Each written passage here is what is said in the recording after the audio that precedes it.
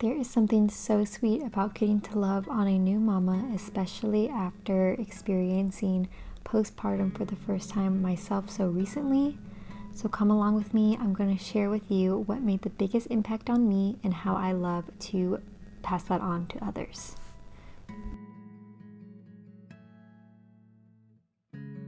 So today I'm taking you along with me as I am planning to bring food over to a mom who just had her third little one. So the first thing I'm making is bran muffins. These are my great Granny Ada's recipe. I have modified it a little bit, but these are something that she would make for my mom and my mom made for me. And it was something I especially requested my mom to bring me in the hospital after I had my son 8 months ago. They are high in fiber, but they're also sweet and almost have like a buttery flavor to them that are really comforting and supporting digestion, which you definitely need in those early postpartum days, but were also something I looked forward to eating in the middle of the night during those feedings. But I want to back up for a second and share with you exactly how I'm making this recipe. The full written recipe with directions and notes can be found on my Substack for a small monthly subscription fee. But if that's not in the budget for you, you can also follow along with this video and take notes on how to make them. To make these muffins, you're going to get out a large mixing bowl, pour in 2 cups of buttermilk, 1 cup of bran flakes, and 1 cup of all bran. Stir that up and put it in the fridge for 1 to 2 hours until the cereal is softened and absorbed most of the milk. If you don't have buttermilk on hand, I do include a note on this recipe on how you can make your own really quick with vinegar and milk.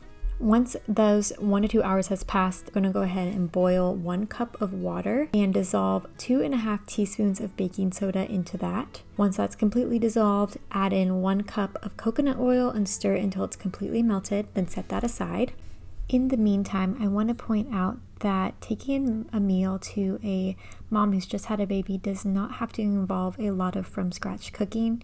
That's something that I really enjoy, and I know that others enjoy receiving it, and I have the time to do it.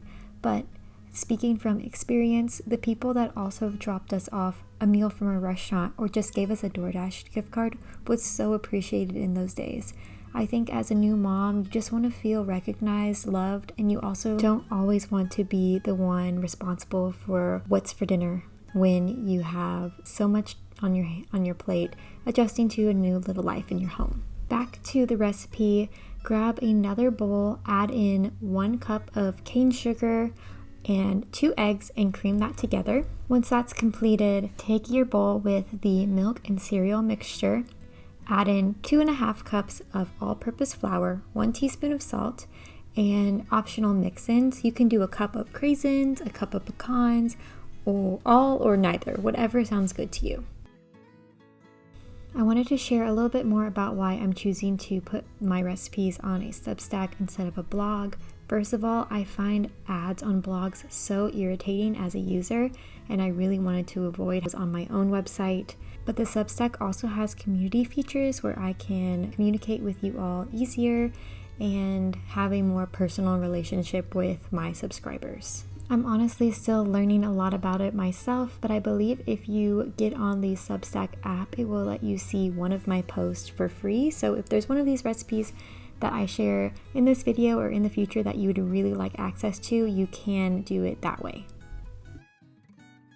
Now you are just stirring up the egg and sugar mixture with the cereal and flour mixture up until it is all combined. And then you can slowly add in the oil and water mixture, making sure you stop to stir that up frequently. And once you've added it all in, it may still seem like it's not combining, but don't give up. Just keep stirring until it all looks like it's incorporated. Even if you don't have a new mama to take these to, but maybe you yourself are about to enter a postpartum period, these are great to keep in the freezer, and you can pull them out into the fridge maybe when you get home from the hospital and you have them ready to eat and to nourish you, provide you with that necessary fiber in those early postpartum days.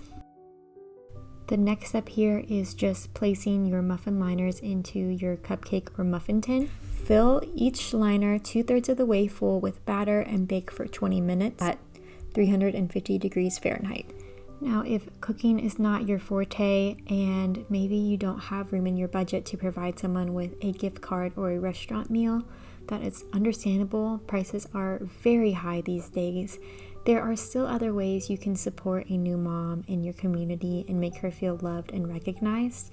One of my favorite ways is just looking for opportunities to help them out and taking something off their plate that may seem simple, but when you have a little baby that you just want to continuously snuggle, anything interrupting that can feel like a big task to a new mom. Someone texting me saying, "Hey, I'm running to the grocery store. Is there anything that you need?" was really, really helpful. I had another friend just pick up some of my favorite inexpensive treats from Aldi, like my favorite kombucha and also my favorite dark chocolate, and drop that on my doorstep. Just the people who were willing to be there and help me without wanting to see the baby or saying, "Let me hold the baby while you do things," really made a difference. Whenever I'm taking a meal over to new parents, I like to let them know, "I'm planning to just drop this off on your porch. If you want me to come in and visit, that is totally fine, but that's not my expectation. I will gladly meet your little one another time." That way they don't have the pressure of trying to figure out when someone's coming over while also juggling just life with a newborn and hoping that, oh, will the baby be awake when they come? Because they may be disappointed if they can't see the baby awake, or maybe the mom isn't even feeling up to walking into the living room. So I just like to take that pressure off and let them know I'm just dropping off a meal, and unless they specifically request me to come in and visit with them, that is not my expectation. Once your muffins are finished baking, let them sit in the muffin tray for about 5 minutes, and then you can cool them on the rack and store them in the fridge for up to 7 days. Even if you or someone you know hasn't recently had a baby, I think you should still give these a try. They're wholesome, sweet, nourishing, and comforting, and I think you're really going to enjoy them. Moving on to the actual dinner portion that I'm going to be taking this mom and her family. My best tip is to make a casserole or something that doesn't usually require sides, or you can bring a really easy side along like rolls. So I'm making a barbecue Texas shepherd's pie. This is one of my own recipes that I've developed, and whenever I make it for people, when they come over, they always love it and ask for the recipe, which is a good indication that it's a pretty universally liked meal, which is definitely what I go for when I'm making meals like this. This mama had a meal train set up, so I knew that there weren't any like dietary restrictions or preferences. So this is what I like to make, and it has green peppers in it and also beans, and those are the only two things that I'm not entirely sure if everyone loves. So I just made sure to cut the peppers up a little larger than usual, and that way they could be picked out. Another tip is that I like making double whenever I'm taking someone dinner. Make sure that I'm not also trying to make a separate dinner for my family. I'm just making two of the same things, and that way it kind of alleviates the stress. Once again, this will be on my Substack, but I'm going to tell you right now how to make this. Dice an onion and a green bell pepper, and then preheat oil in a pan on the stove. Once that is warm, go ahead and cook those onions and peppers down until they are softened, and add in 1 pound of ground beef. While that's cooking, I'm going to go ahead and prepare the cornbread topping. The ingredients needed for this is 1 cup of cornmeal, half a cup of all-purpose flour, 1 tablespoon of baking powder, half a teaspoon of salt, 1 tablespoon of honey, 3/4 cup of milk, 1 egg, 2 tablespoons of melted butter or avocado oil. So this is similar to shepherd's pie, where it has a base of beef and vegetables with a topping, but instead of mashed potatoes, which is the typical topping for shepherd's pie, this has a honey cornbread topping. And then the meat mixture is beans, corn, beef, peppers, onions, and then it is coated in barbecue sauce. To make this cornbread mixture, just mix together all of those ingredients I mentioned, and then let that sit to the side until your beef filling is ready. As I'm sitting here talking about and thinking about taking meals to new parents, I'm reminded that I did actually write a free Substack post all about what I would buy for a new mom and the things that were the most helpful to me right after I had my son. You'll also be able to find that linked in the description below. Coming back to the ground beef mixture on the stove, I was just waiting for that beef to cook down until it was no longer pink. And then I'm going to add 1 teaspoon of chili powder, half a teaspoon of paprika, half a teaspoon of cumin, 1 teaspoon of garlic, and my 1 can of red kidney beans, and half a cup of frozen corn. Then I will give that a good stir and remove it from the heat. Another thing I found quite useful when people were bringing me dinners after I just had my son was the people that brought everything over in disposable pans or in containers they did not want back. That way I wasn't trying to keep track of who gave me what. So I ran out and grabbed some aluminum pans to put everything in so that way they could just throw it away once they're done. I did get mine from the Dollar Tree, and I think next time I'm either going to just buy 2 and double it up or try and find something a little sturdier, just because it seemed a little like it may have bent in half if it wasn't being supported by the bottom.